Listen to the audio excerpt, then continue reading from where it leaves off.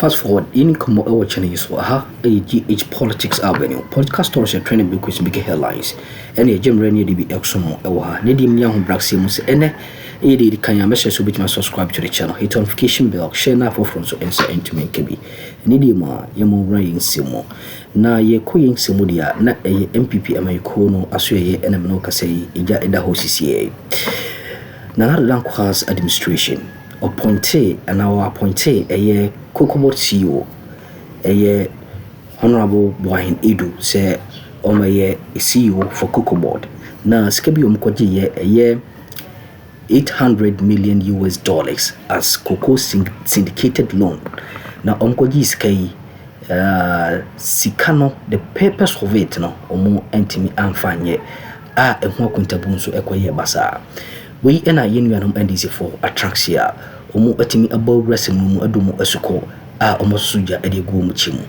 yemongram ye hwe ne yeko anede ba sanka omo de betua sa $800 million no omo koje ye no tije woni yesi ye omo koje scan ba ye no $800 million ni nyina sa koko na banks na omo ka bomu e wo omo $800 million no more expect omo de 650,000 tons aba betua e de more money say $800 million nasa omo tuaka they paid only 300,000 tons what you mean they paid only 300,000 tons and 333,000 tons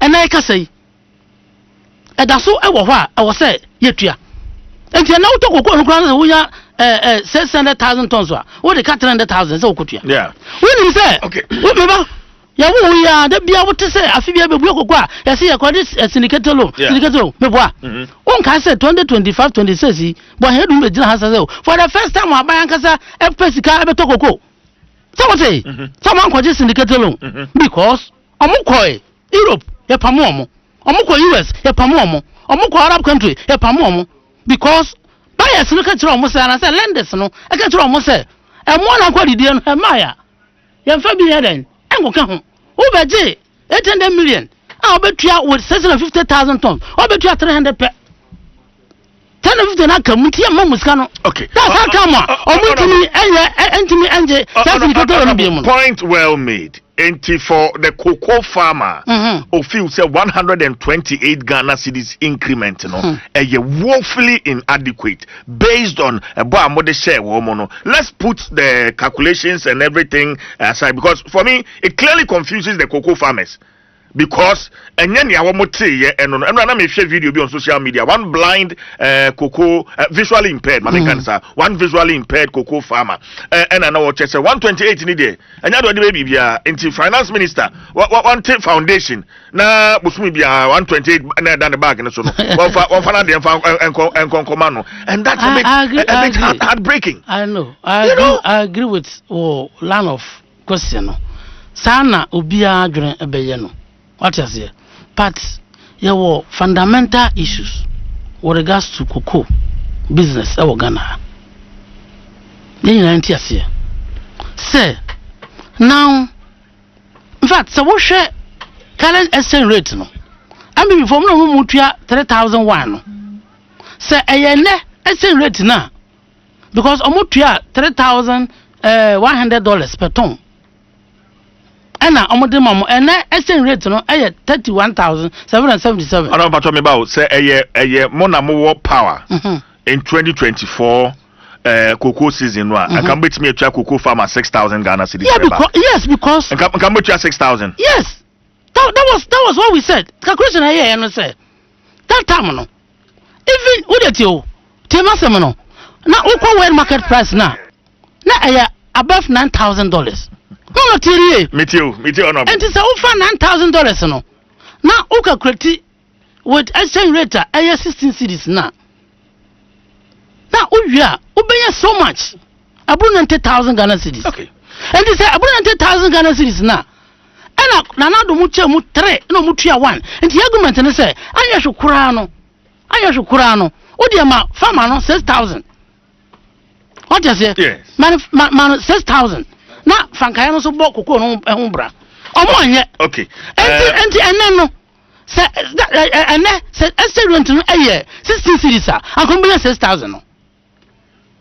But mama yen forget to say I agree with Okwesiano. I agree with Mama Mia Otibodia or no FOB on person better Sanimano. And to Oka Odika. But I was some one church in Musa, Kokona Yatono. Yato the bar, Sabe, and you're gonna hana Yatono. One more. You're gonna hana Yatono, Yat Cotono, Mansan Jasso.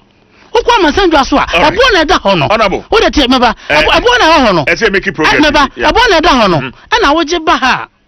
Oba sisa na odi bia makoko kwani no but enam says yen fa dollar ento kokoko hente no oba ni sa wo sisa cities ni mu and now better yan cities no 10 cities 25 pesos. So unless you are telling us say yan kwaje busia baby na yan fanka ni ebe yan kokoko sika ni mu no na yan fantu makoko akwafo yan se be ye okay me ba ka ba de ba ko when me say President Mahama the time we introduce free distribution of fertilizer ama kokoko akwafo. Yeah. And I truck bag no not for sale. And before by cancel not no man by done for sale. Until not have no more tongue cocoa for Tazam. Oh, that's no more tongue because I remember saying 400 cities are not the more mom say 80 cities. Just so according to the explanation to curb smuggling. 80 Ghana cities no more the cocoa farmers, you know. It was to curb smuggling because it was about 400 Ghana cities. Now I'm on from body. Let me say that is an I was saying my I know the free fertilizer no asamba.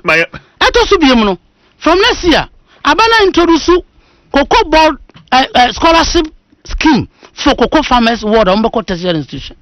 Ghana has a CID primary school I free, JSS I free, SSS I free. But Mama Akroma first year university students also for Mokano. So what happened to second year JSS I free? Basically, say capitation grant and most of the things omuntia. Yes. Oh, they don't pay. But the tuition parents need to pay for. No, they don't pay school fees. Who don't pay fees? Find out. I don't baby JSS. Maybe Uncle J. What you say? Until you decide scholarship from say ba. Ama second year, third year, fourth year for no. And also Cocobod farmers. All right. Honorable,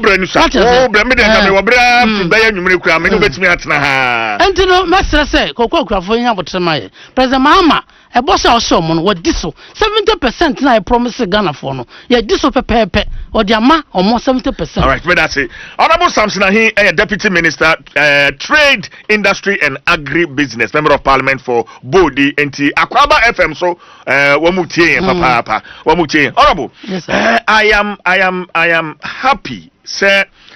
Penny at the agribusiness, trade and industry, no, because that really sums the whole scheme, up. Yeah. But mobile, especially in the area of agribusiness, I say about Dadano, introduce one district, one factory, which is supposed to be a very strong pillar. Yeah, agribusiness, what is the plan, the ministry's plan for one district, one factory?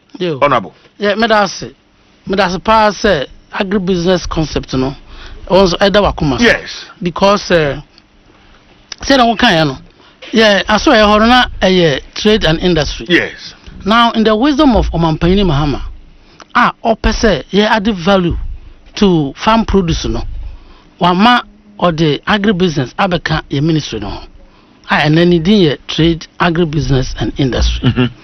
Now say Kuyenino, the marketing aspect of farming, and I ever handle. Yes. About the value. And this oh dear mango, Kuyenino dear mango no TV pet then agribusiness set in.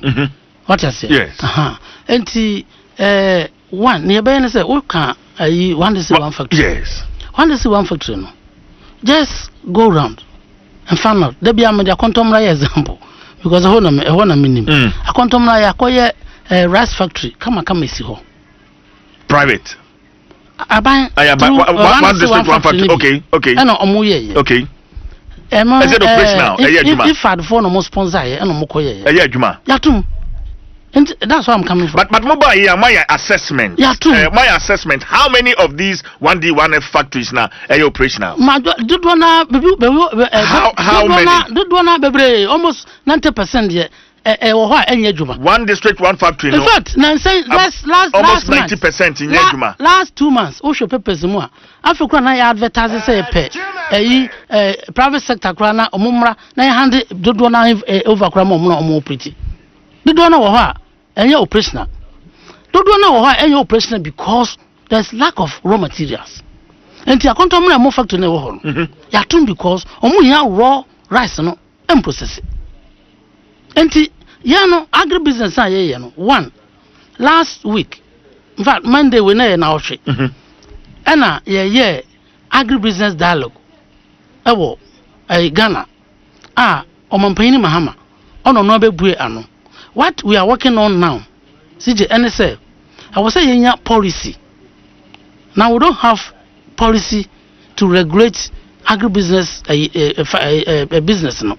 And we are working on after the creation of the ministry, there's no policy. Ministry when they say broader what I say until over factories or industries rules are regulatory send cement say regulatory the conduct of operations of cement.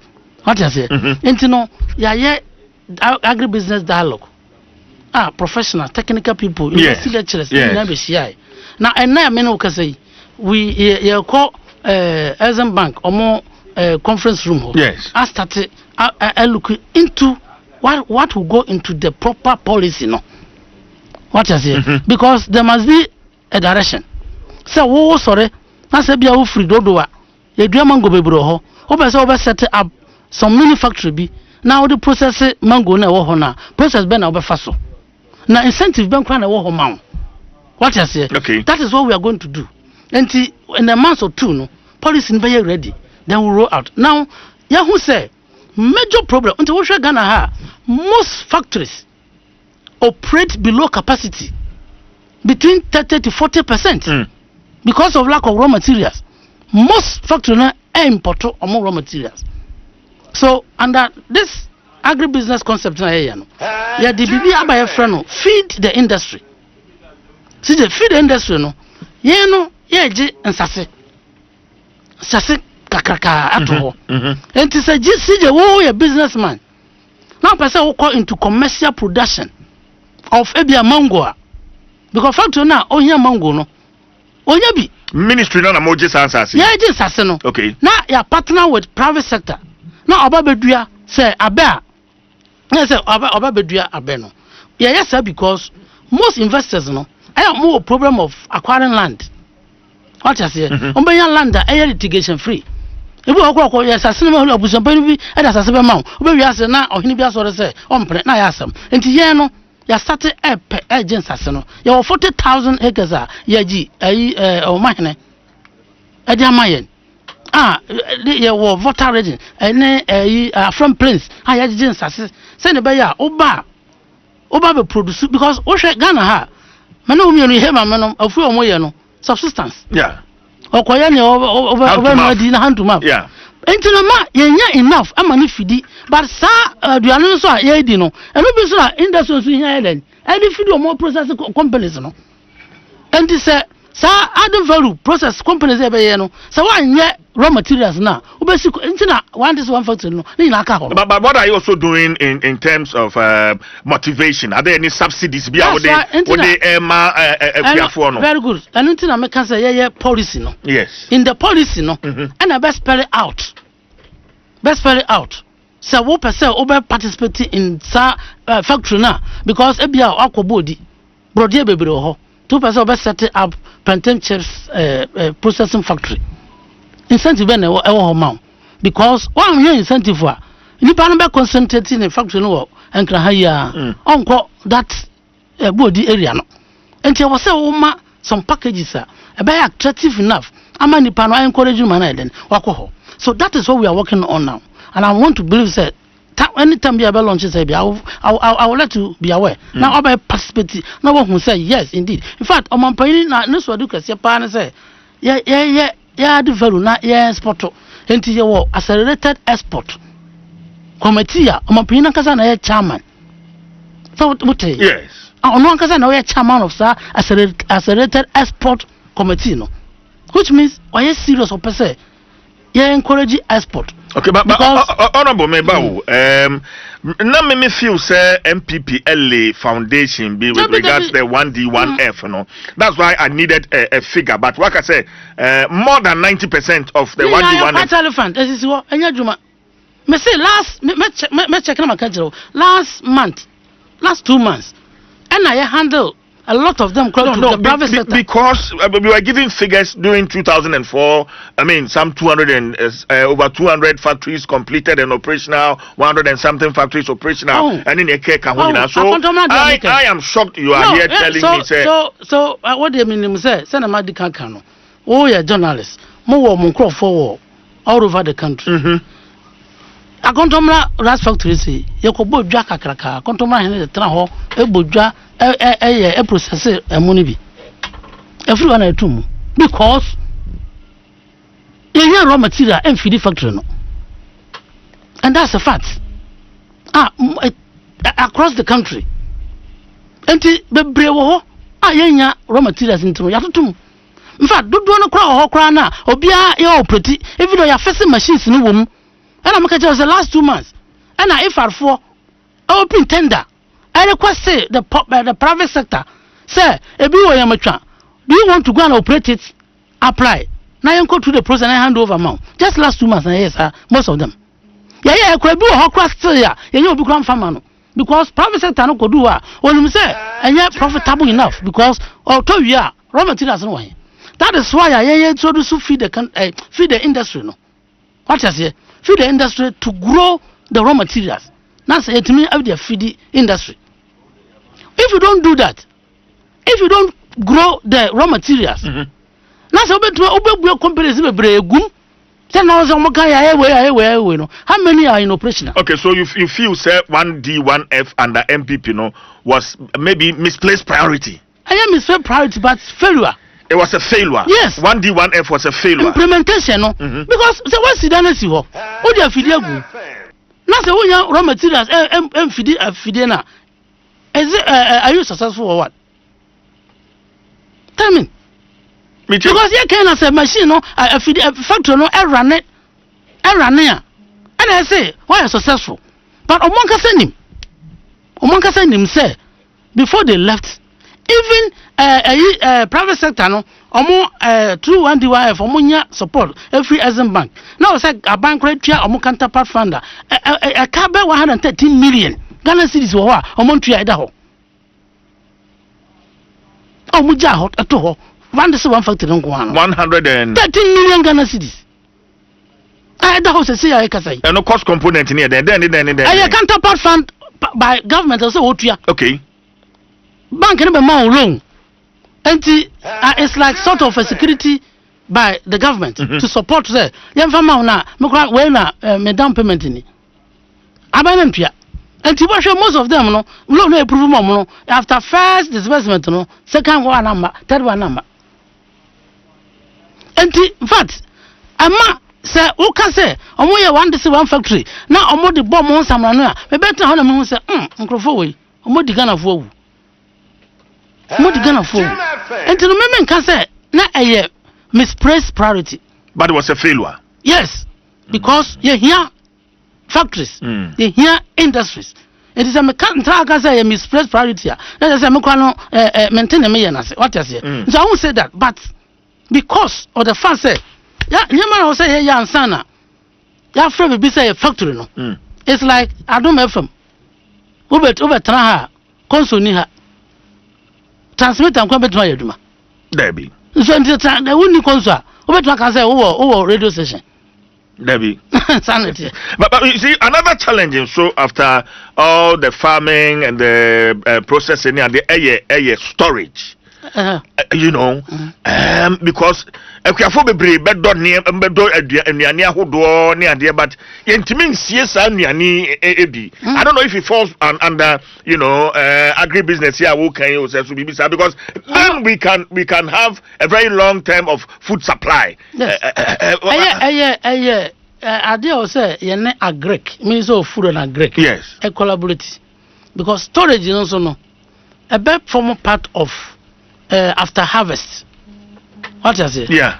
after say brodiana ba mankena ba mango ba abroba ba what next and about from part of to store it, because I believe once we are able to store, there'll be an all year round supply to these factories. That's why we have buffer stock company. What I say, buffer stock company. No, basically that is what they are supposed to do. Buffer stock company. Nti aduane ni bua aban mo muska na yento and store so that informal and serve as buffers during lean season sa crop no ebi ni ho no what you say na nka ye free storage ayi no na am feed market no so it's also very important but I know say a Greek ministry no omo with regards to feed Ghana no omo sa irrigation scheme huge one omo segmented omo country no into zones. Now, depending on the competitive advantage of particular crop area be produce no, now among up provided facilities no, among. Now it says to me, I all year round present production. What is it? Okay. And we are collaborating with Agric Ministry too, because you cannot have agribusiness. We are some who team course watching and so mamma was so Jim or had a sense of body and dear Dumbi Adumania. In Shemay, Nayan Sum Consum Cosocra.